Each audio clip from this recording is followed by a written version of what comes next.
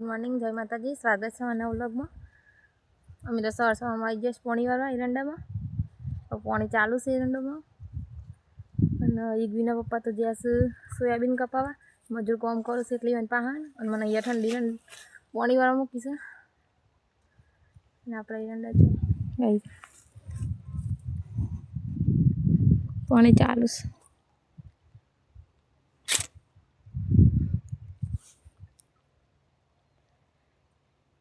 યુગવીના પપ્પા તો વાહી થોડી વારમાં એટલામાં પોણી ભરાઈ જાય. આપણે તો એટલે બસ હજી આપણે સારવાળાને બાકી છે, બીજું બધું કામ કરવાનું છે. પણ હજી પહેલાં પોણી વાળવાનું હતું એટલે આપણે પહેલાં ફટાફટ પોણી વાળી દઈએ.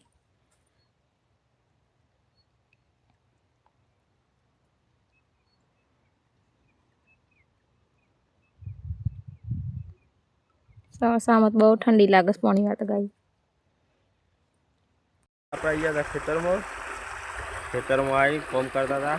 સોયાબીન વાળવાનું ચાલુ છે.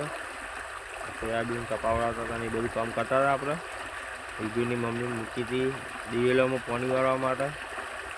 તો મને કે બીક લાગે છે તો હું જોવા આવ્યો પાછો તો શું કરે છે, કેમ બીક લાગે છે.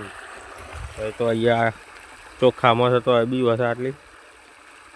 અમે હતા નીચેવાળા ખેતરમાં.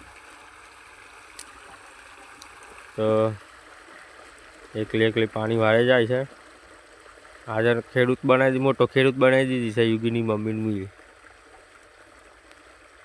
કારણ કે કોઈ દિવસ પાણી વાળેલું નહીં ને, અને આજે પાણી વાળવા મૂકી દીધી છે. મેં બીજું કામ કરે છે ખેતરમાં, બાકી પાણી કોઈ દિવસ એને વાળ્યું નહીં. તો કીધું આજે એને શીખવાડીએ પાણી વાળતા એમ કરીને એકલીને અહીંયા મૂકી દીધી હતી.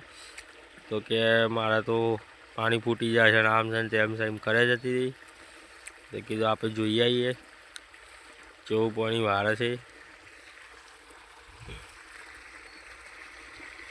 તો આપણા બ્લોગમાં બનાવ્યા જો ગાઈઝ, આપણે બતાવશું આગળ શું કરીએ છીએ. ગોમમાં કડીઓ તૈયાર કરવા માટે તો રેલિંગ મારવાનું ચાલુ છે. એક કડી આપણે તૈયાર થઈ ગઈ છે ઘઉં કાઢવા માટે. બીજી ચાલુ છે કડી રેલિંગ મારવાનું.